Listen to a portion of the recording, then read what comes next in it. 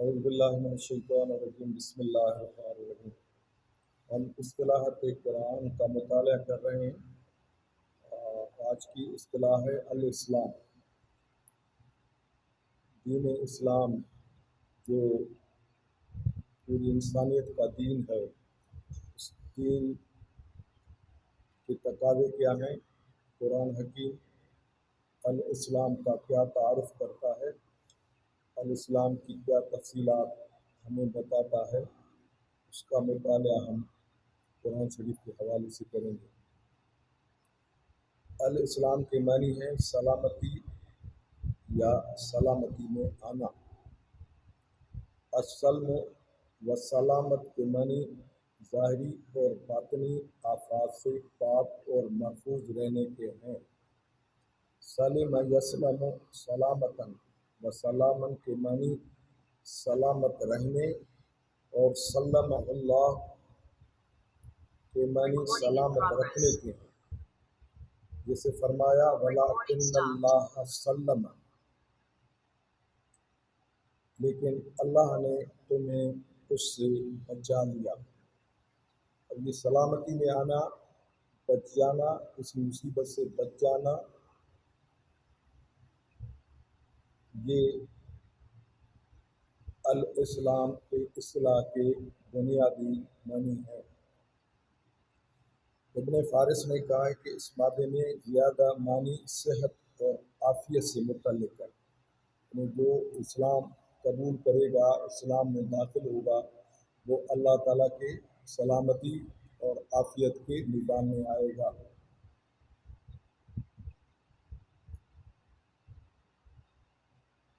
سالمہ من الآفات، سلامت وہ آفات سے محفوظ رہا۔ سلم اللہ تسلیمہ، اللہ نے اسے آفت سے محفوظ رکھا۔ سورہ الحجر میں ہے ادخلوہا بسلام آمنین، انہیں کہا جائے گا کہ سلامتی کے ساتھ اطمینان ان باغوں میں داخل ہو جاؤ۔ سورہ ہود میں ہے قیل یا نوح اہبط بسلام منا وبرکات علیک، حکم ہوا اے نوح اب کشتی سے اتر، ہماری جانب سے تجھ پر سلامتی اور برکتیں ہیں۔ قرآن حکیم میں اللہ تعالیٰ کا نام السلام بھی آیا ہے۔ سلام اسے کہتے ہیں جسے دوسری چیزیں سلامتی حاصل کریں، اور سالم وہ ہوتا ہے جو دوسرے سے سلامتی حاصل کرے۔ لہذا اللہ تعالیٰ کا نام سلام اس لیے ہے کہ اس نے ایک منظم اور قوانین کی پابند کائنات تخلیق کی ہے، اور اس تمام خلقت کو اختلال و انتشار سے محفوظ رکھا ہے، اور اس کا نظام نہایت حفاظت و سلامتی سے چل رہا ہے۔ اسی لیے اللہ تعالیٰ کا نام السلام ہے۔ اب اس مادے کے دیگر الفاظ بھی ہیں وہ جو آپ کو تیار لیکچر دیا گیا ہے، اس تیار لیکچر میں جو دیگر اس مادے کی معنائیں اور الفاظ آپ مطالعہ کریں گے۔ السلم والسلام، اطاعت، سپردگی، یعنی قوانین خداوندی کی پوری اطاعت کرنا۔ سورہ بقرہ میں ہے بھلا من اسلم وجہہ، ہاں جس کسی نے بھی اللہ کے آگے سر جھکا دیا۔ اسلم تو وجہی للہ، میں نے اپنا چہرہ اللہ کے حوالے کیا، یہ اپنی ذات کو اللہ کے حوالے کرنے کی تعبیر ہے۔ خود کو اللہ تعالیٰ کے حوالے کرنا، اس کی اطاعت کے حوالے کرنا، اس کے قوانین کو تسلیم کرنا، یہ اس کے معنی آتے ہیں۔ اسلم بمعنی اطاعت اختیار کرنا اور اللہ کے احکام اور اس کے رضا کے سامنے سر تسلیم خم کرنا۔ سلم اور اسلام کے معنی کسی چیز کو سونپ دینے، اطاعت و انقیاد اور گردن جھکانے کے ہیں۔ اس سے تسلیم بمعنی سونپ دینے کے اور استلم بمعنی اطاعت و انقیاد کے آتا ہے۔ قرآن حکیم میں ان معانی کے شواہد کثرت سے ملتے ہیں۔ مثلاً احکام طلاق کی آیات میں ایک موقع پر فرمایا وَإِنْ أَرَدْتُمْ أَن تَسْتَرْضِعُوا أَوْلَادَكُمْ فَلَا جُنَاحَ عَلَيْكُمْ إِذَا سَلَّمْتُمْ مَا آتَيْتُمْ بِالْمَعْرُوفِ، اگر تم چاہو کہ اپنے بچے کو کسی دایا سے دودھ پلواؤ تو اس میں بھی تم پر کچھ گناہ نہیں، بشرطے دستور کے مطابق ان کی ماؤں کو جو دینا کیا تھا وہ ان کے حوالے کر دو۔ اذا سلمتم ما آتیتم بالمعروف، وہ دستور کے مطابق ان کی ماؤں کو جو دینا کیا تھا وہ ان کے حوالے کر دو۔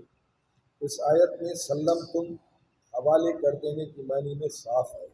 اس طرح اطاعت و انقیاد اور گردن جھکانے کے معنی میں فرمایا وَلَهُ أَسْلَمَ مَنْ فِي السَّمَاوَاتِ وَالْأَرْضِ طَوْعًا وَكَرْهًا، اس آسمان و زمین میں کوئی نہیں جو چاروں ناچار طوعاً وکرہاً، چاروں ناچار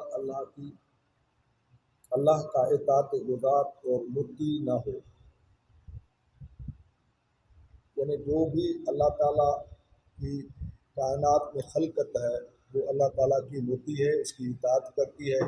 جیسے فرمایا یسبح للہ ما فی السماوات و ما فی الارض، جو زمین اور آسمان میں جو کچھ بھی ہے وہ اللہ کی تسبیح کرتا ہے، اس کی اطاعت کرتا ہے، اس کے قوانین کا پابند ہے۔ اللہ تعالیٰ نے ان تمام اشیاء کے لیے، ان تمام چیزوں کے لیے جو قانون بنائے ہیں ان قوانین کو وہ پورا کرتا ہے۔ تو اسلم تسلیم کرنا اور سبح تسبیح کرنا یہ ایک ہی معنی۔ ان تصریحات سے یہ بالکل واضح ہو جاتا ہے کہ الاسلام سلامتی میں لانے والا رابطہ حیات ہے جسے اللہ تعالیٰ نے انسانوں کے لیے تجویز کیا ہے۔ جو انسان بھی الاسلام یعنی سلامتی اور بھلائی کے خدائی تجویز کردہ تقاضوں کے ساتھ زندگی بسر کرتا ہے وہ اللہ تعالیٰ کو پسندیدہ اسلامی زندگی بسر کرتا ہے۔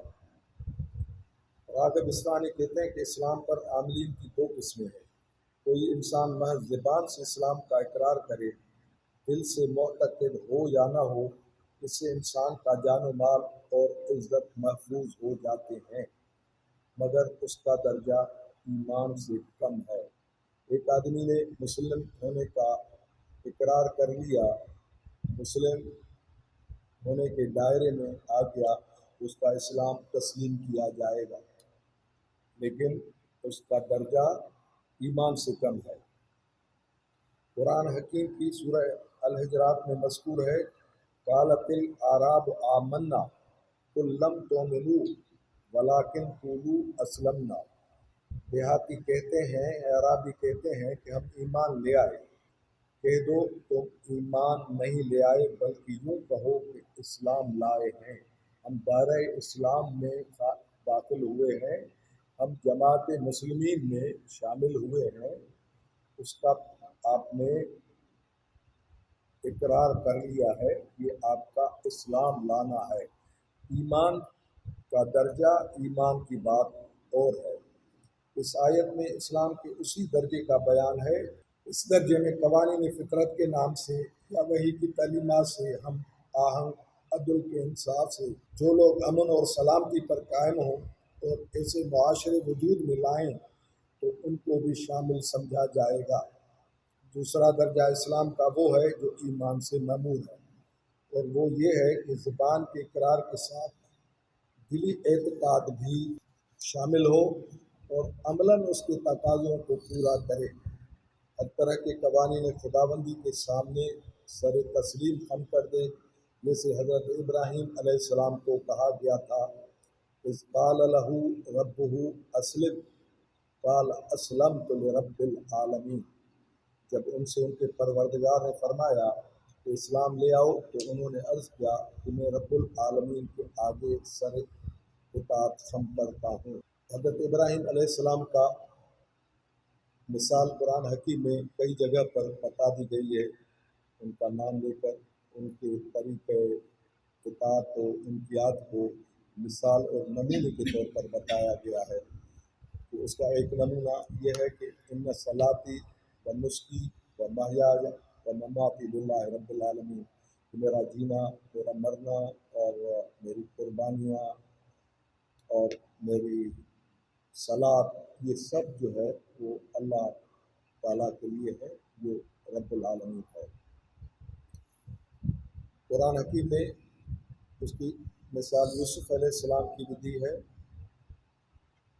जो जैसे उन्होंने फरमाया तवफ़नी मुस्लिम, तू मुझे अपनी इताअत की हालत में उठाइयो।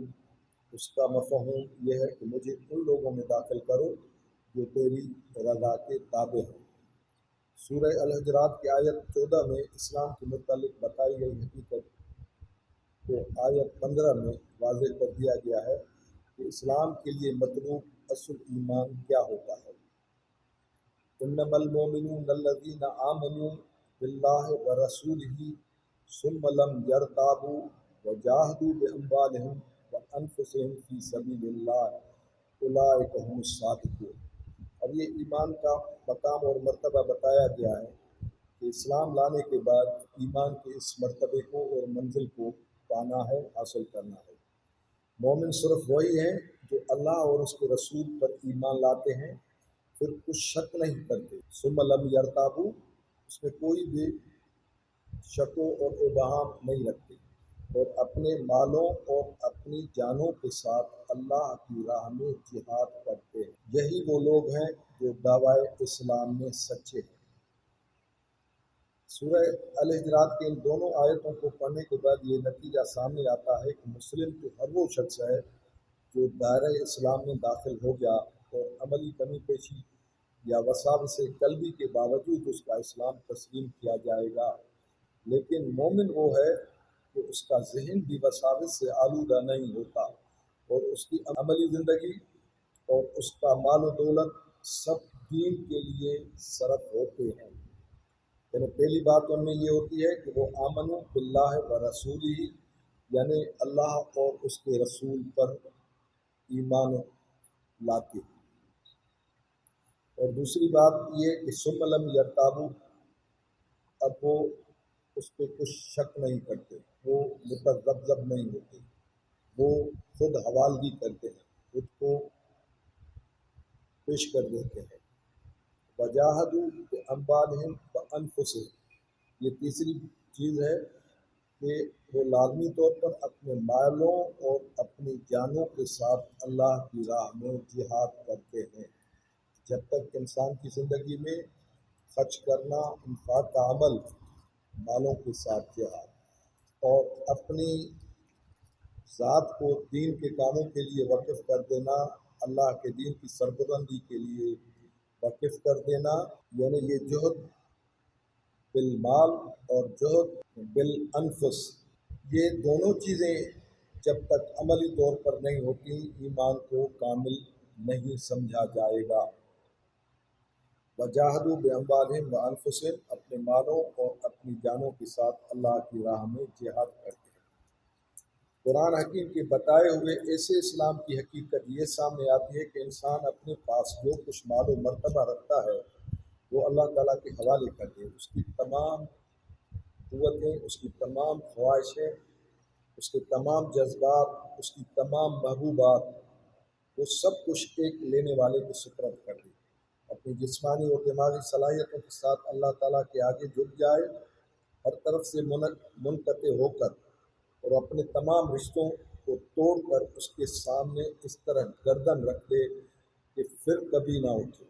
अगर अल्लाह ताला की इताअत करता है और बाकी रिश्तों को और बाकी ताल्लुकात को भी कायम रखता है कि मा वजदना अलैहि आबाना, कि हमारे जो बाप दादाओं के तरीके और रस्ते हैं उन पर भी कायम रखने की कोशिश करता है, तो मुख्तलिफ़ गिरोहों से वाबस्ता होकर उन गिरोहों की अपनी जो गिरोही नज़रियात हैं और जो गिरोही तरीके हैं उनको भी कबूल करता है कि हमारे असलाफ और हमारे जो पीर व मुर्शिद और हमारे जो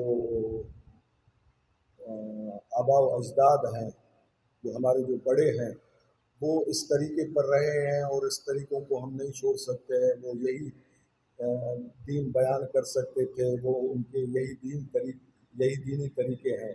اگر قرآن کے مقابلے میں، قرآن حکیم کے مقابلے میں اور رسول اللہ صلی اللہ علیہ وسلم کے طریقے اور اسوہ حسنہ کے مقابلے میں ان چیزوں کو پیش کرے تو یہ ان کا پیش کرنا اور اس پر ثبات قائم رکھنا اور اس پر ضد کر کے قائم رہ جانا، یہ چیزیں جو ہے وہ اسلام کے جو تقاضے ہیں اور ایمان کے جو تقاضے ہیں کہ خود کو مکمل سپردگی میں لے آنا، وہ پھر باقی نہیں رہتا۔ نفس کی حکومت سے باغی ہو جائے اور احکام الہی کا مطیع بن جائے، یہی سلامتی کی وہ زندگی ہے جو انبیاء سابقہ کو عطا ہوئی اور اس کا آخری ایڈیشن قرآن حکیم کی صورت میں مکمل ہوا۔ لہذا بآسمان کے نیچے اللہ تعالیٰ کا دیا ہوا دین اسلام قرآن حکیم سے باہر کہیں نہیں۔ قرآن حکیم میں واضح فرمایا گیا، ان الدین عند اللہ الاسلام، دین تو اللہ کے نزدیک صرف اسلام ہی ہے۔ اسی دین کے ماننے والوں کو مسلمین کہتے ہیں۔ مسلم وہ ہے جو قرآن حکیم کو اللہ تعالیٰ کی طرف سے عطا کردہ مکمل اور آخری ضابطۂ حیات سمجھے۔ اگر کوئی شخص اللہ کے سوا کسی اور مذہب کا طالب ہو تو ایسا شخص اپنی طلب میں جھوٹا ہے، کیونکہ وہ اللہ تعالیٰ کی مشیت اور منصوبے کے جھٹلانے والا ہے۔ ایسا شخص ہدایت کی امید نہیں لگا سکتا، کیونکہ اس نے جان بوجھ کر علامت ہدایت کو ترک کر دیا ہے۔ اب جو قرآن شریف کی آیات بیان ہوئی ہیں، ان تصریف آیات کی روشنی میں الاسلام وہ طرز حیات سامنے آتا ہے جس سے نمبر 1 انسان کے اندر اعلیٰ انسانیت نمودار ہو جائے اور اس کی صلاحیتیں پوری طرح نشو و نما پالیں۔ اسلام جب سلامتی کا دین ہوا، وہ سلامتی میں داخل ہو گیا تو وہ آفات سے محفوظ ہو گیا، وہ وساوس سے محفوظ ہو گیا، وہ طاغوت سے محفوظ ہو گیا، وہ شیطان کے تمام طریقوں سے محفوظ ہو گیا۔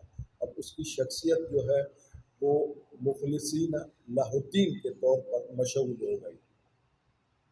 تو اب وہ جو ہے اس کی شخصیت کی نشو و نما اللہ تعالیٰ کے ایک خالص بندے کے طور پر، اللہ تعالیٰ کے عبد خالص کے طور پر ہوگی۔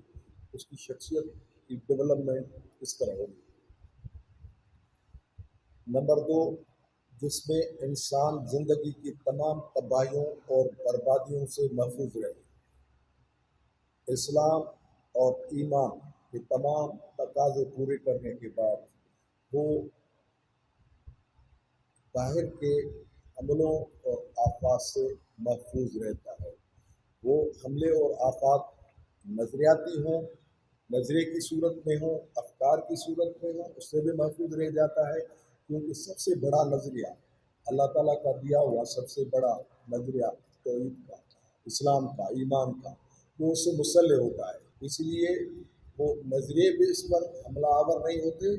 اسی طرح اس پر دوسری آفات، کہیں وہ وساوس کا شکار ہو رہا ہے تو اس کی اصلاح کے لیے یہ چیزیں اس کے اوپر آتی ہیں، لیکن جیسے وہ رجوع کرتا ہے، تو جیسے ہی توبہ طائب ہوتا ہے، وہ جیسے ہی اپنا خود کو خبردار کر لیتا ہے، تو پھر وہ اللہ تعالیٰ کے سلامتی کے نظام کا حصہ بن جاتا ہے اور وہ ان آفات سے محفوظ رہ جاتا ہے۔ اور اللہ تعالیٰ نے پھر ان آفات سے حفاظت میں آنے کے طریقے بھی بتائے ہیں کہ آپ ان الحسنات یذہبن السیئات، آپ کی سیئات جو ہیں وہ حسنات سے ٹھیک ہو جاتی ہے، آپ کی سیئات کا ازالہ حسنات سے ہو جاتا ہے۔ اور حسنات آپ زندگی میں حسن کے، احسانات کے، بھلائی کے جتنے جتنے کام کرتے ہیں، اسلام کے جتنے جتنے تقاضوں کو، خدا کے جتنے جتنے قوانین کو پورا کرتے ہیں، تو وہ آپ کی حسنات آپ کے سیئات کے لیے ڈھال بن جاتی ہیں، وہ آپ کی سیئات سے بچاتی ہیں۔ تو وہ مادی آفات اور مادی تکالیف جو ہے وہ ان سے، ان حسنات کے ذریعے آپ کو اپنا خدائی حفاظت کے نظام میں لوٹ آتے ہیں اور خدا کے حفاظتی نظام کا آپ حصہ بن جاتے ہیں۔ نمبر 3، اپنی شخصیت کی ارتقائی منازل طے کرتا ہوا وہ اعلیٰ انسانیت کی بلندیوں کی طرف بڑھتا چلا جاتا ہے۔ اب اسلام اور ایمان جو ہے وہ اس کے اندر جو ہے وہ اعلیٰ انسانیت پیدا کرتے ہیں۔ اعلیٰ انسانیت جس پر تمام انسانیت کا اتفاق ہو، جس کو تمام انسانیت تسلیم کرتی ہو، کیونکہ خدا نے اعلیٰ انسانیت کا جو ہے اعلیٰ انسانیت کے مراتب قرآن حکیم میں وحی کی تعلیم کے ساتھ ذریعے وہ سارے بتا دیے ہیں کہ جو بھی معروفات پوری انسانیت کے تسلیم شدہ ہے اور جو بھی منکرات پوری انسانیت کے تسلیم شدہ ہے، آپ ان معروفات پر قائم رہیں اور جو منکرات ہیں منکرات سے خود کو بچائیں، تو یہ سب سے بڑی اعلیٰ انسانیت ہے۔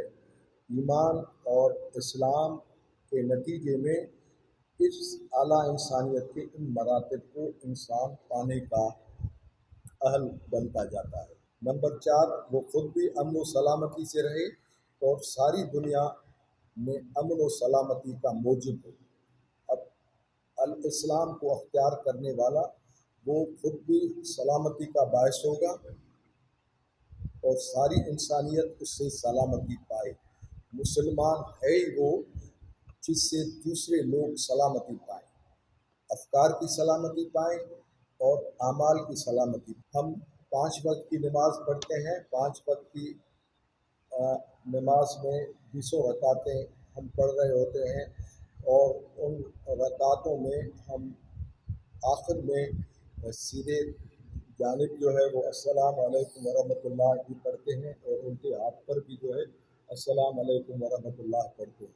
ہم سلامتی کی دعا دیتے ہیں کہ جو میرے سیدھے ہاتھ پر موجود لوگ ہیں، جو سیدھے ہاتھ پر بسنے والے انسان ہیں، وہ بھی اللہ تعالیٰ کی سلامتی میں اور میری سلامتی میں، جو الٹے ہاتھ پر لوگ ہیں وہ بھی سلامتی میں اور رحمت میں، میری سلامتی اور رحمت میں بھی، اللہ تعالیٰ کی سلامتی اور رحمت میں بھی۔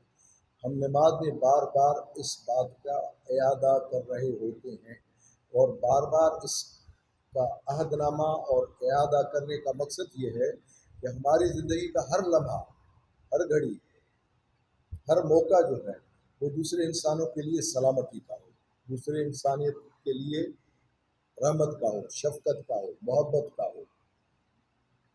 تو یہ رحمت و شفقت اور یہ سلامتی یہ دوسری انسانیت کے لیے جب ہوگی تو اس کے نتیجے میں خود انسان کی اپنی زندگی خدا تعالیٰ کی سلامتی اور رحمت کی مستحق بنتی جائے گی، اور ساری دنیا میں امن و سلامتی کا موجب ہو۔ قوانین خداوندی کی اطاعت کرے اور دل سے جھک جائے۔ اللہ تعالیٰ کے قوانین جو قرآن حکیم میں وحی کے ذریعے دیے گئے ہیں، ان قوانین کی اطاعت کو دل کے یقین سے اور امتیاز سے تسلیم کرنا۔ جب یہ تمام چیزیں پورے اعتدال و توازن سے کرے گا تو وہ اس کا اہل بن جائے گا کہ اللہ تعالیٰ کی صفت السلام سے بقدر حصہ پا سکے۔ اب اللہ تعالیٰ کی صفت السلام، اس کی تجلیات اور اس کا نور اور اس کی توانائی وہ انسان کو تب حاصل ہوگی جب خود اللہ تعالیٰ کی یہ جو صفت اس کے اندر موجزن ہے۔ اللہ تعالیٰ نے یہ اپنی تمام صفات انسان کو سکھائی ہوئی ہیں، اس کی اندر موجزن رکھی ہیں، وہ پاور انسان کے اندر مہیا رکھا ہے۔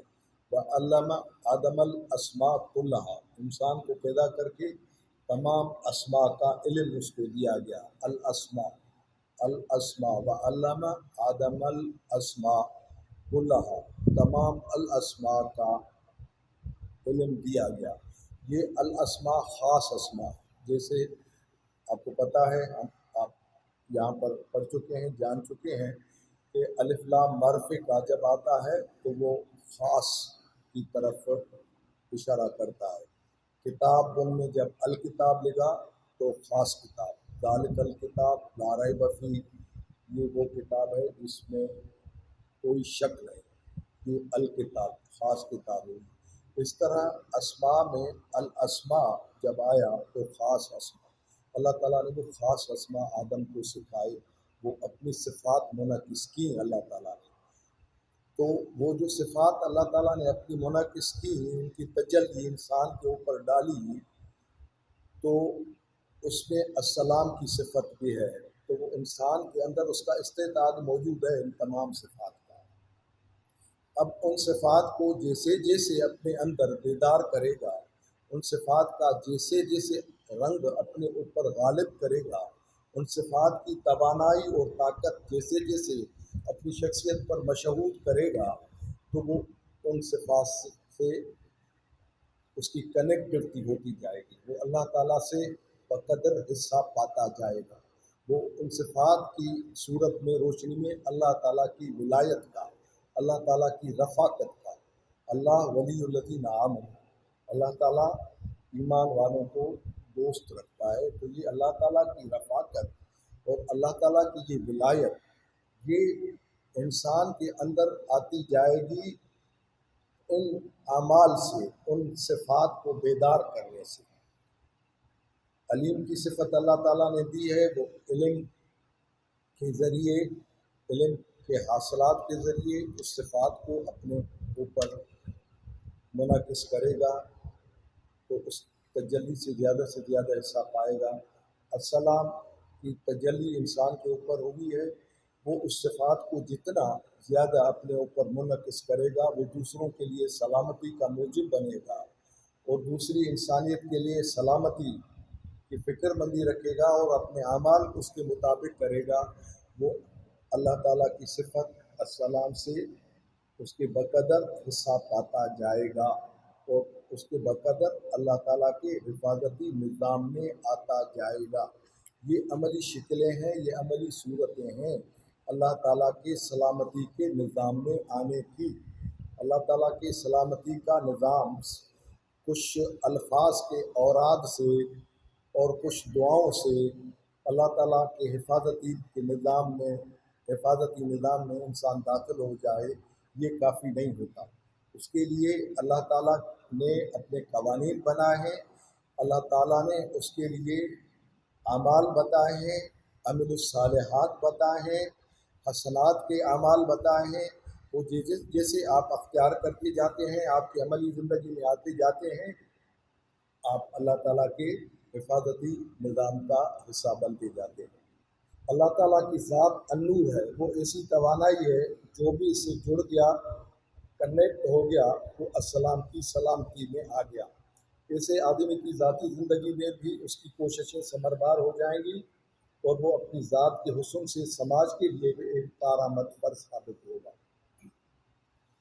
اب جیسے جیسے ان صفات کا اثر ہوگا، اللہ تعالیٰ کا رنگ صبغۃ اللہ ومن احسن صبغہ، اللہ تعالیٰ کا رنگ ان کی صفات کا، جس کو رسول اللہ صلی اللہ علیہ وسلم نے تخلق باخلاق اللہ کی صورت میں فرمایا ہے کہ اللہ تعالیٰ کے عادات، اللہ تعالیٰ کے اخلاق، اللہ تعالیٰ کی صفات وہ اپنے اندر پیدا کرے، وہ اللہ تعالیٰ کا خلق جو ہے وہ صفات اللہ تعالیٰ کی پیدا کرے۔ تو وہ جیسے جیسے یہ صفات آپ پیدا کرتے جاتے ہیں، تو آپ انسانیت خود بھی، آپ کی شخصیت کی بھی ڈیولپمنٹ ہو جاتی ہے، اور پھر آپ دوسری انسانیت کے لیے ایک مثال اور نمونہ بن جاتے ہیں، پھر آپ انسانیت کی رہنمائی کر سکتے ہیں، پھر آپ اس حیثیت میں آ جائیں گے کہ اب انسانی دنیا میں انسانوں کی رہنمائی کے کردار آپ کر سکیں، اب اس حیثیت میں آ جائیں گے کہ آپ دین کے غلبے کا بہت بڑا کام کر سکیں۔ اب آپ سے جو وعدہ ہوا ہے وَلَا تَهِنُوا وَلَا تَحْزَنُوا وَأَنْتُمُ الْأَعْلَوْنَ إِن كُنتُم مُؤْمِنِينَ، تم ہی غالب رہو گے اگر تم ایمان کے تقاضے پورے کرتے ہو۔ تو ایمان کے یہ تقاضے جو ہے، یہ ایمان کے تقاضے جو ہے وہ عمل الصالحات سے پورے ہوتے ہیں، اور ان عمل الصالحات کے نتیجے میں آپ خدا کے سلامتی کے نظام کا حصہ بنتے ہیں، آپ کی شخصیت کی ڈیولپمنٹ ہوتی ہے، آپ اس لائق بن جاتے ہیں کہ اب شہداء علی الناس کا منصب پورا کر سکیں۔ شہداء علی الناس، آپ کو خیر امت بنایا گیا کہ پوری انسانیت کے لیے مثال بنے گی، آپ کو خیر امت بنایا گیا کہ آپ پوری انسانیت کے لیے مثال بنیں گے، نمونہ بنیں گے، کیونکہ آپ کو دین ہی ایسا دیا گیا ہے، آخری دین دیا گیا ہے، آخری ہدایت دی گئی ہے، آخری وحی دی گئی ہے، اور یہ منصب پوری انسانیت تک لے جانا، دنیا کے تمام اقوام تک لے جانا، یہ آپ کی ذمہ داری میں ہے، خیر امت کے طور پر اور شہداء علی الناس کے طور پر۔ اس منصب کی اہلیت اور اس منصب کا استعداد اپنے اوپر آپ پیدا کریں گے تو اس منصب کی ادائیگی ہوگی، اور یہ آپ کے اوپر ذمہ داری ڈال دی گئی ہے، آپ کے فرائض میں اس کو شامل کر دیا گیا ہے۔ اسی طرح اپنے معاشروں کو بھی اس حسن اور توازن سے بہرہور کر سکتے ہیں۔ آپ اجتماعی معاشرہ، جیسے جیسے افراد جو ہے وہ افراد مل کے معاشرہ بناتے ہیں، جس طرح افراد کی اس طرح ڈیولپمنٹ ہوتی جاتی ہے، اسی طرح وہ افراد ایک اعلیٰ معاشرے کو، طاقتور معاشرے کو، ایک صالح معاشرے کو، ایک فلاحی معاشرے کو قائم کرنے کے اہل بن جاتے ہیں۔ لیکن اس کے لیے دین کی اصل روح خدا پرستی اور صالح عملی پر قائم رہنا ہوگا اور گروہ بندیوں سے خود کو بچانا ہوگا۔ قرآن حکیم نے واضح فرمایا وَلَا تَكُونُوا كَالَّذِينَ تَفَرَّقُوا وَاخْتَلَفُوا مِن بَعْدِ مَا جَاءَهُمُ الْبَيِّنَاتُ وَأُولَٰئِكَ لَهُمْ عَذَابٌ عَظِيمٌ۔ اور دیکھو ان لوگوں کی سی چال اختیار نہ کر لینا جو ایک دین پر قائم رہنے کی جگہ جدا جدا فرقوں اور اختلاف میں پڑ گئے، اس کے باوجود بھی روشن دلیلیں ان کے سامنے آ چکی تھیں۔ یاد رکھو یہی لوگ ہیں جن کے لیے کامیابی و فلاح کی جگہ بڑا بھاری عذاب ہے۔ یعنی خدا کا دین واضح ہدایات کے ساتھ موجود ہونے کے بعد بھی اگر اس میں آپ اختلاف کرتے ہیں، آیات بینات آنے کے بعد بھی، من بعد ما جاءہم البینات کے بعد بھی، تو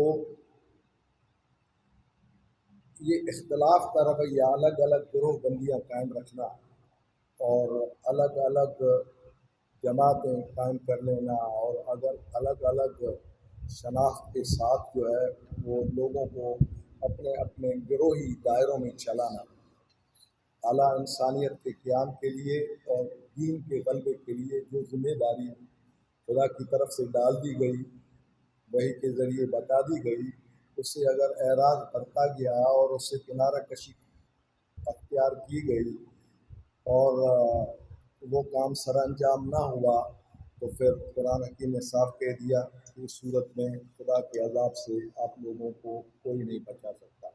عذاب کی جو اس عذاب کا آغاز اس دنیا سے میں بھی ہوگا،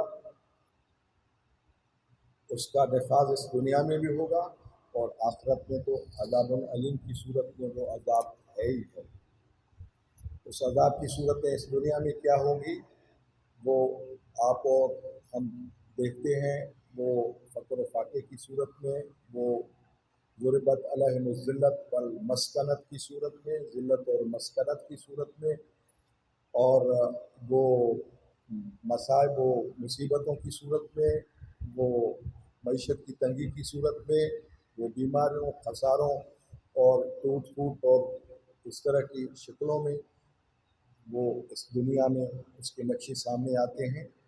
اور قرآن حکیم کی آیات ہم تصریفات کے ساتھ پڑھ چکے ہیں قوانین خداوندی میں کہ وہ کیا کیا شکلیں اور صورتیں ہوتی ہیں، وہ کس طرح کا انحراف ہوتا ہے جس کے نتیجے میں اس عذاب کی شکلیں آتی ہیں، اور آخرت کا عذاب علیم جو ہے وہ اس کے علاوہ ہے۔ قرآن حکیم کی درج ذیل آیت کا مطالعہ کریں تو علیہ السلام کے معنی اور مقاصد مزید واضح تشریح سامنے آ جاتی ہے۔ ان الدین عند اللہ الاسلام وما اختلف الذین اوتوا الکتاب الا من بعد ما جاءهم العلم بغیا بینہم من یکفر بآیات اللہ فإن اللہ سریع الحساب۔ بلا شبہ دین یعنی اصل دین اللہ کے نزدیک اسلامی ہے، اور یہ جو اہل کتاب نے آپس میں اختلاف کیا اور گروہ بندیاں کر کے الگ الگ دین بنا لیے، تو اس لیے کہ علم پانے کے بعد بھی وہ اس پر قائم نہ رہے اور آپس میں ضد اور عناد سے الگ الگ ہو گئے۔ اور یاد رکھو جو کوئی اللہ کی آیتوں سے انکار کرتا ہے وہ ہدایت کو گمراہی پر ترجیح دیتا ہے، تو اللہ کا قانون جزا بھی حساب لینے میں سست رفتار نہیں۔ اب اس آیت میں بھی اللہ تعالیٰ نے اس اختلاف کو بیان کیا ہے کہ اہل کتاب نے جب یہ روش اختیار کی تو ان کے لیے اللہ تعالیٰ کی سخت وعید سامنے آئی اور سخت گرفت اور عذاب کی آیات جو ہے وہ اس کے سامنے رکھ دی گئی۔ اب وہی کام جو اہل کتاب کر رہے تھے اور جس کی وجہ سے وہ اللہ تعالیٰ کے وعید اور اللہ تعالیٰ کے غضب کے مستحق بنے، وہی کام اگر مسلمانوں کے اندر مختلف جماعتیں کریں تو وہ مختلف گروہ قائم کر کے بیٹھ جائیں اور ما وجدنا علی آبا کے انہی طریقوں پر قائم رہیں جو مشرکین یا اہل کتاب جو ہے وہ اختیار کرتے تھے، تو یہ وعید ان کے لیے بھی ہے۔ قرآن حکیم جو ہے، قرآن حکیم نے اپنے احکام اور اپنے قوانین تمام انسانوں کے لیے بتائے ہیں، اور تمام انسانوں کے لیے بتاتے وقت مثالیں پہلے اقوام کی اور پہلے مذاہب کی دی ہیں کہ پہلوں نے اگر یہ کیا ہے تو ان کے ساتھ یہ گزرا ہے، اور یہی کام اگر آپ کر گزریں گے تو آپ اس سے مبرہ نہیں ہوں گے، آپ ان اطلاقات سے باہر نہیں ہوں گے۔ قرآن حکیم کہتا ہے کہ اللہ کی کتابوں نے فرقہ بنانے سے یکسر منع کر دیا تھا، اس کے باوجود بھی اگر وہ فرقے اور گروہ بن جاتے ہیں تو یہ ان کا بغض و عناد ہے۔ اللہ تعالیٰ کی آیات کے مقابلے میں وہ اپنا بغض و عناد مقدم رکھتے ہیں تو اللہ کا قانون جزا ان کو کبھی معاف نہیں کرے گا۔ قرآن حکیم کہتا ہے کہ جو لوگ الگ الگ فرقوں سے لوگوں کو اپنی طرف اسلام کا نام لے کر بلاتے ہیں، یہ لوگ اللہ تعالیٰ پر جھوٹ باندھتے ہیں۔ ومن اظلم ممن افترى على الله الكذب وهو يدعى الى الاسلام والله لا يهدي القوم الظالمين۔ اور بھلا اس شخص سے بڑھ کر کون ظالم ہو سکتا ہے جو اللہ پر جھوٹ باندھے حالانکہ اسے اسلام کی طرف دعوت دی جا رہی ہو، اور اللہ ایسے ظالموں کو ہدایت نہیں کرتا۔ اب اسلام کے نام پر کہ ہم اسلام کی طرف بلاتے ہیں اور پھر فرقوں کی دعوت دی جائے، فرقوں کے اندر رکھا جائے، خدا تعالیٰ کے قوانین سے، وحی کی تعلیمات کی اصل روح سے اور اسوہ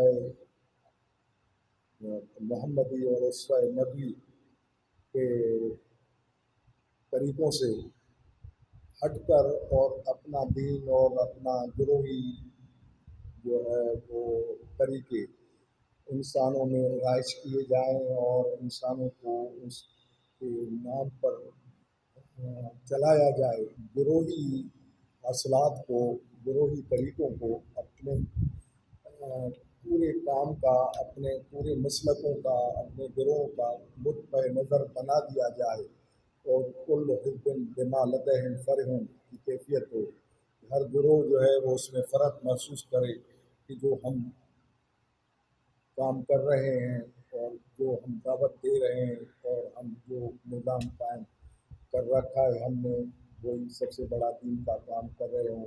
حالانکہ مسلمانوں کی حالت یہ ہو کہ مسلمان انتہائی پسماندگی کی زندگی، ذلت کی زندگی اور مسکنت کی زندگی میں ہو، ان کی وہ زندگی بدلنے اور ان کو اسلام کا جو غلبہ قائم کرنے کا جو وعدہ تھا اور جو منصب تھا اور ہم انسانوں کا جو خدا تعالیٰ کے ساتھ عہد تھا، اس عہد کی تکمیل نہ ہو اور اس منصب کی تکمیل نہ ہو تو پھر یہ چیزیں جو ہے وہ خدا تعالیٰ کی مشیت کے خلاف قرار پاتی ہیں، اور پھر خدا تعالیٰ کی یہ وعید ان لوگوں پر بھی جو ہے وہ آ جاتی ہے۔ واللہ لا یہدی القوم الظالمین، اللہ تعالیٰ اس ظالم قوم کو جو یہ ظلم کرتے ہیں ان لوگوں کے لیے ہدایت کے راستے بند کر دیتا ہے۔ پھر خدا تعالیٰ کا فیصلہ جو ہے وہ یستبدل قوما غیرکم کا ہوتا ہے، کیونکہ ان کے بدلنے کے اب آثار نہیں ہے۔ وہ اللہ تعالیٰ اپنا فیصلہ فرماتا ہے، اس کا اپنا قانون ہے، وہ دوسری قوموں کو لاتا ہے جو انسانی قافلے کو آگے لے کر چلتی ہیں، کیونکہ انسانی قافلہ رکنا نہیں ہے۔ خدا کا نظام جو ہے وہ کچھ گروہوں کا، کچھ ناموں سے منسوب گروہوں کا پابند نہیں ہے۔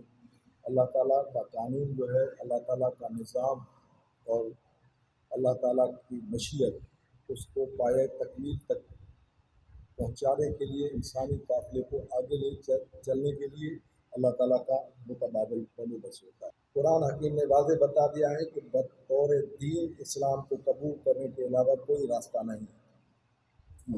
وَمَن يَبْتَغِ غَيْرَ الْإِسْلَامِ دِينًا فَلَن يُقْبَلَ مِنْهُ وَهُوَ فِي الْآخِرَةِ مِنَ الْخَاسِرِينَ۔ اور دیکھو، جو کوئی اسلام کے سوا یہ تمام رہنمایان حقیقت کو پیروی کی راہ ہے، کسی دوسرے دین کا خواہش مند ہوگا تو وہ کبھی قبول نہیں کیا جائے گا، اور آخرت کے دن اس کی جگہ ان لوگوں میں ہوگی جو تباہ و نامراد ہوں گے۔ وجاہدوا فی اللہ حق جہادہ هو اجتباکم وما جعل علیکم فی الدین من حرج ملت ابیکم ابراہیم وسماکم المسلمین من قبل وفی هذا لیکون الرسول شہیدا علیکم وتکونوا شہداء علی الناس۔ اور اللہ کی راہ میں جان لڑا دو جس طرح جان لڑا دینے کا حق ہے، جو پوری طرح ادا کرو۔ اس نے تمہیں بھلائی میں قوموں کی رہنمائی کے لیے چن لیا ہے۔ هو اجتباکم، اس نے قوموں کی رہنمائی کے لیے تمہیں چن لیا ہے۔ تمہارے لیے دین میں کسی طرح کی تنگی نہیں رکھی، دین کو کشادہ بنایا، دین کو وسیع انسانی دین دیا ہے، دین فطرت بنایا ہے، فطرت کے اصول اس میں سما دیے ہیں، فطرت کے تمام بنیادی اصول جس پر انسانیت کا اتفاق ہو، جس پر انسانیت کا اتفاق ہو، وہ تمام اصول اس دین میں تمہیں دیے گئے ہیں۔ جو انسانیت کی معروفات ہیں وہ بھی تمہیں دیے گئے ہیں اور ان پر چلنے کا حکم دیا گیا ہے، جو منکرات ہیں وہ بھی بتا دی گئی ہیں اور ان سے رکنے کا تمہیں حکم دیا گیا ہے۔ اور یہ معروفات اور یہ منکرات ایسی ہیں اور دین فطرت کے اصول ایسے ہیں کہ ان پر تمام انسانیت کا اتفاق ہے۔ جب اتنی کشادگی کے ساتھ ایک اعلیٰ نظریہ آپ کو دیا گیا ہے اور حرج فی الدین آپ کو نہیں رکھی، پابندیاں نہیں رکھی گئی، محدود دائرے نہیں رکھے گئے، ٹھیک ہے نا، آپ کا ایک محدود دائرہ نہیں رکھا گیا ہے، پوری اعلیٰ انسانیت تک محیط دائرہ آپ کا رکھا گیا ہے۔ اور اس کے لیے پھر مثالی نمونہ بتایا گیا، ملت ابیکم ابراہیم، حضرت ابراہیم کے طریقے جو انہوں نے دین حنیفہ کے طور پر رائج کیے، انہوں نے دین حنیفہ کے طور پر رائج کیے اور دین ابراہیم سے دنیا کے تمام توحیدی مذاہب میں ان طریقوں کو اختیار کر کے اعلیٰ انسانیت کی اپنے اپنے دور میں رہنمائی کی اور وہ انسانیت کے لیے مثال بنے۔ خود حضرت ابراہیم کے طریقے پوری انسانیت کے لیے مثال بنے، دنیا کے تمام توحیدی ادیان نے ان سے استفادہ کیا، وہ استفادہ تمہارے لیے بھی موجود ہے۔ وہ استفادہ اگر بنو اسحاق کے انبیاء نے، بنو اسحاق کے بادشاہوں نے، بنو اسحاق کی امتوں نے وہ افادے حاصل کر کے اپنے دور میں بڑی سلطنتیں قائم کیں، بڑے نظام قائم کیے، بڑی اقوام کو اپنے دور میں اپنے دینوں کی رہنمائی کی، تو وہ آپ کے لیے، بنو اسماعیل کے لیے بھی وہ چیز موجود ہے، ملت ابراہیم حنیفہ کی۔ آپ اس کو مثال بنائیں، آپ اس کو نمونہ بنائیں۔ وہ سماکم المسلمین، اس نے تمہارا نام مسلم رکھا ہے، اس نے تمہاری شناخت مسلم رکھی ہے، اس کی طرف سے شناخت صرف مسلمان کی آپ کو ملی ہے، گروہوں کی نہیں ملی۔ پچھلے وقتوں میں بھی اور اس قرآن میں بھی یہ اس لیے کیا تاکہ رسول تمہارے لیے حق کا گواہ ہو، یعنی معلم ہو، اور تمام انسانوں کے لیے رسول کریم نے اب اسی بنیاد پر جو ہے وہ ایک اعلیٰ انسانی معاشرہ قائم کیا، اسی دین پر، اسی ہدایت پر، انہی قوانین خدا بندی پر ایک اعلیٰ انسانی معاشرہ قائم کیا، دین کا غلبہ کیا۔ اکملت لکم دینکم کے ساتھ دین آپ کے حوالے کیا، ذمہ کیا۔ وَأَتْمَمْتُ عَلَيْكُمْ نِعْمَتِي وَرَضِيتُ لَكُمُ الْإِسْلَامَ دِینًا کی صورت میں یہ چیز آپ کے ذمے ہوئی ہے۔ اب یہ چیز جو ہے وہ رسول اللہ صلی اللہ علیہ وسلم کے بعد تمہارے ذمے ہوگی۔ رسول اللہ صلی اللہ علیہ وسلم نے خطبہ حجۃ الوداع میں جو ہے وہ واضح فرمایا کہ جو یہاں حاضر ہو ان تک میں نے یہ چیز تمہارے پاس پہنچا دی ہے۔ ٹھیک ہے، یہ چیز دین کامل ہو گیا ہے، اور یہ کامل دین اللہ تعالیٰ کے نعمتوں اور اس کی رضا کے ساتھ میں اب تمہارے ذمہ کر رہا ہوں۔ اب تم جو ادھر حاضر ہو وہ غائب میں جا کر پوری انسانیت تک پہنچا دو۔ اب رسول اللہ صلی اللہ علیہ وسلم کے بعد اس کے تمام متبعین، ان کے تمام پیروکار، اس کی پوری امت جو ہے اس ذمہ داری کو نبھانے کی پابند ہے۔ شہداء علی الناس، رسول آپ پر شہید ہو چکا، رسول آپ پر اس بات کا شاہد ہو چکا، انہوں نے عملی طور پر یہ آپ کو کر دکھایا، آپ کے حوالے کیا۔ اب پوری انسانیت تک شہداء علی الناس آپ بنیں گے اس کام کو، لیکن اس کے بنیادی اصول یہی ہوں گے جو قرآن حکیم بتا رہا ہے۔ انہی اصولوں پر چلیں گے تو یہ آپ یہ کام کر پائیں گے، یہ ذمہ داری سر انجام دے پائیں گے۔ آیت مذکورہ کی وضاحت میں مولانا عبید اللہ سندھی رحمۃ اللہ فرماتے ہیں کہ اللہ نے کوئی حکم ایسا نہیں دیا جو انسانی فطرت کے مطابق نہ ہو۔ قرآن حکیم میں ہر احکام کی حکمت اس کے ساتھ بتلا دی ہے۔ یہ قرآن حکیم کا اعجاز ہے۔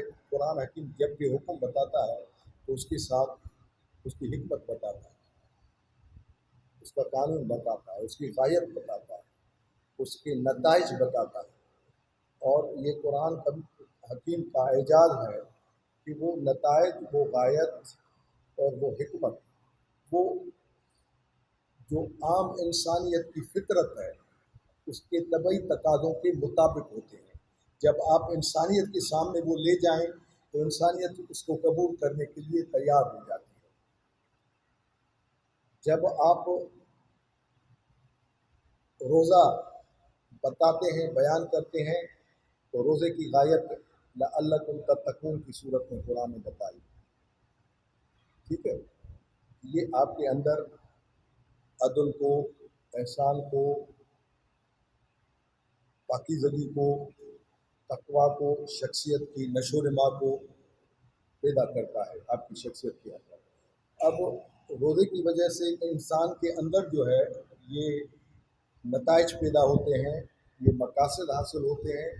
اب اس پر پوری انسانیت کا اتفاق ہے، یعنی انسانیت کے جتنے بھی صالح طبقے ہیں جو انسانیت کے لیے صالح سوچ رکھتے ہیں، آپ ان کے ساتھ ان معاملات پر ڈسکس کریں تو وہ اس پر آمادہ ہو جاتے ہیں کہ خدا کے اس حکم کی یہ مشیت، یہ حکمت اور یہ نتائج، یہ غایت، یہ انسانی فطرتی اصولوں سے مطابقت رکھتی ہے۔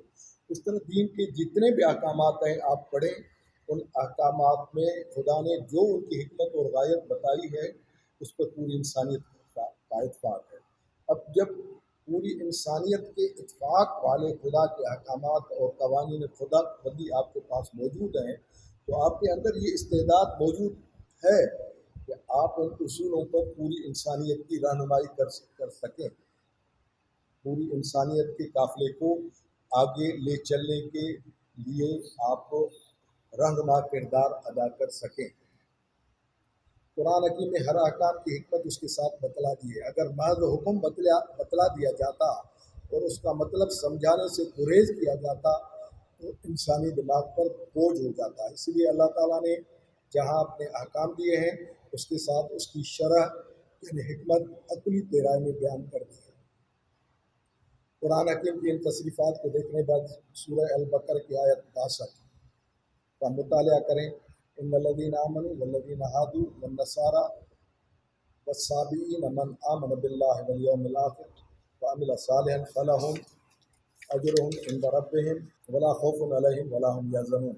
جو لوگ پیغمبر اسلام پر ایمان لا چکے ہیں وہ ہوں یا وہ لوگ ہوں جو یہودی ہیں یا نصارہ اور صابئی ہیں، کوئی ہو اور کسی گروہ سے ہو، لیکن جو کوئی بھی اللہ پر، آخرت کے دن پر ایمان لایا اور اس کے اعمال میں اچھے ہوئے، وعمل صالحا اعمال میں اچھے ہوئے تو وہ اپنے ایمان و عمل کا اجر اپنے پروردگار سے ضرور پائے گا.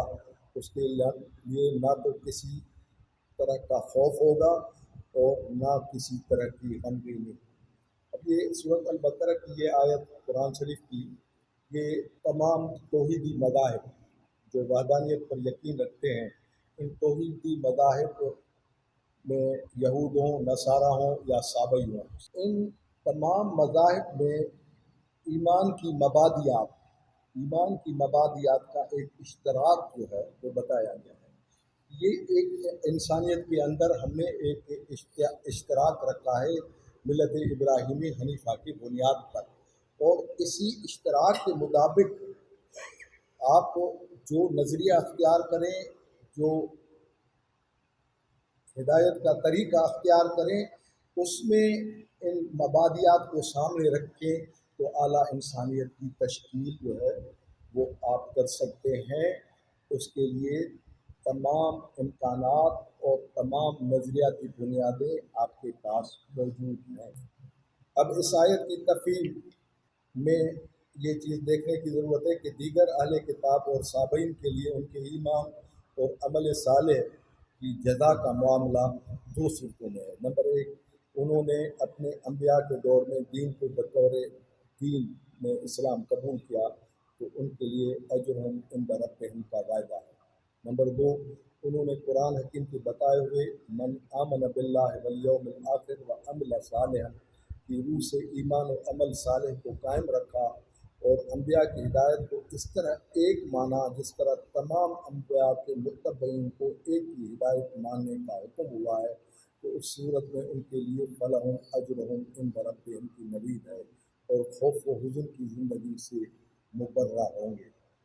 جیسے ہمیں مسلمانوں سے کہا گیا ہے قرآن شریف کی جو ہمارے لیے ہدایت اور رہنمائی ہے کہ آپ کا ایمان اس وقت تک مکمل نہیں ہوتا جب تک آپ تمام کتب پر ایمان نہیں لاتے، تمام رسل پر ایمان نہیں لاتے، تمام کتب پر ایمان نہیں لاتے.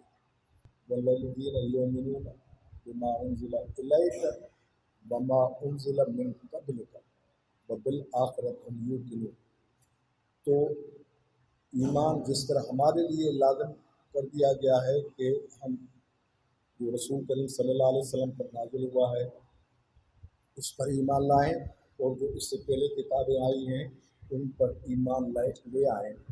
جب تک یہ ہمارا ایمان اس طرح مکمل نہیں ہوگا اس وقت تک ہمارا صحیح ایمان تسلیم نہیں کیا جائے گا. اسی طرح کی ہدایت تمام آسمانی کتابوں کے متبعین کو اسی طرح کی ہدایت دی جاتی ہے. جو دوسرے آسمانی کتابوں کو ماننے والے ہیں، اہل کتاب ہیں، ان کے پاس بھی یہی ہدایت اسی طرح ہی آتی ہے کہ خدا کی طرف سے جو بھی ہدایت آئے گی آپ اس ہدایت کو مانیں گے. جو پیغمبر آئیں گے ان کو بھی مانیں گے، جو کتابیں آئیں گی ان کتابوں کی بھی مانیں گے. ان کے لیے بھی یہ لازم ہو شرط ہوگی. اسی لیے ان کتابوں کے ماننے والے جو لوگ ہیں وہ اگر ایمان کے ان تقاضوں کو پورا کرتے ہیں تو ایمان کے ان تقاضوں کو پورا کرنے کے بعد ان کے اور آپ کے درمیان ایک کنسنسس اعلیٰ انسانیت پر پیدا ہو سکتا ہے، ایک اجتماع پیدا ہو سکتا ہے اعلیٰ انسانیت پر، اور وہ آپ قائم کریں، ضرور کریں. اسی لیے رسول اللہ صلی اللہ علیہ وسلم کو حکم ہوا کہ قل تعالوا الی کلمۃ سواء بیننا و بینکم. پیغمبر ان لوگوں کو اس ہدایت کی طرف بلائیں جو تمہارے اور ان کے درمیان ہے. ان کو بولو کہ جو تمہارے اور ہمارے درمیان ہے ان پر ایک اتفاق رائے جو ہے وہ قائم کریں. تو پوری اعلیٰ انسانیت کے لیے ایک کنسنسس پیدا کرنا، ایک اجتماع پیدا کرنا، یہ مسلمانوں کے اوپر ذمہ داری ڈال دی گئی ہے. یہ آپ پوری انسانیت کا اجتماع، پوری انسانیت کے لیے ہدایت کا منصب پوری انسانیت کے لیے، امت ہدایت اور شہدائے علی الناس کا منصب آپ اسی صورت میں سر انجام دے سکتے ہیں جب اعلیٰ انسانیت پر آپ کو کنسنسس پر انسانیت کو بلانے کے آپ روادار ہوں گے۔ جب یہ کام آپ کر پائے تو انسانیت کی رہبری اور رہنمائی آپ کے لیے ممکن ہو جاتی ہے اور آپ یہ فریضہ سر انجام دینے کے اہل بن جاتے ہیں، اور یہ فریضہ آپ کو سر انجام دینا ہے، اس کے لیے یہ ذمہ داری آپ نے ہر صورت میں پوری کرنی ہے۔ قرآن کہتا ہے کہ جو لوگ لا نفرق بین احد من رسلہ کا ایمان و عمل رکھتے ہیں وہ خود کو مسلمین کے درجے میں رکھتے ہیں۔ قل آمنا باللہ وما انزل علینا وما انزل علی ابراہیم واسماعیل واسحاق ویعقوب والاسباط وما اوتی موسیٰ وعیسیٰ والنبیون من ربهم لا نفرق بین احد منہم ونحن لہ مسلمون۔ تو پیغمبر تم کہہ دو ہماری راہ تو یہ ہوئی کہ ہم اللہ پر ایمان لائے ہیں، اور جو کچھ ابراہیم، اسماعیل، اسحاق، یعقوب اور یعقوب کی اولاد پر نازل ہوا اس پر ایمان رکھتے ہیں۔ نیز جو کچھ موسیٰ کو اور عیسیٰ کو اللہ کے تمام نبیوں کو اللہ کی طرف سے ملا ہے، ان سب پر بھی ہمارا ایمان ہے۔ ہم ان رسولوں میں سے کسی ایک کو بھی دوسروں سے جدا نہیں کرتے۔ لا نفرق بین احد منہم، کہ کسی کو مانے اور کسی کو نہ مانے۔ ہم اللہ کے فرما بردار ہیں، اس کی سچائی جہاں کہیں بھی اور جس کی زبانی بھی آئی ہو سچائی ہے، اور ہم اس کی اطاعت کرنے والے ہیں۔ وَنَحْنُ لَهُ مُسْلِمُونَ، اس کو تسلیم کرنے والے ہیں، اس کی سلامتی میں آنے والے ہیں، اس کی اطاعت کرنے والے ہیں۔ تو قرآن حکیم میں یہ بالکل اس طرح کی تصریف آیات کے ساتھ یہ ذمہ داری مسلمانوں پر ڈال دی گئی ہے کہ اپنے اندر اس استعداد کو آپ کے اندر پیدا کیا گیا ہے اس کو اجاگر کریں، پھر اس استعداد کی بنیاد پر پوری انسانیت کے لیے رہنمائی کا، پوری انسانیت کے لیے ہدایت کا اور پوری انسانیت کو آگے لے کر چلنے کا منصب اور ذمہ داری یہ سر انجام دیں۔ یہ دین کے غلبے کے لیے، یہ لیظہرہ علی الدین کلہ کے لیے یہ آپ کی بنیادی ذمہ داری ہوگی۔ آپ کے منصب کی ادائیگی اس طرح سے ممکن ہوگی۔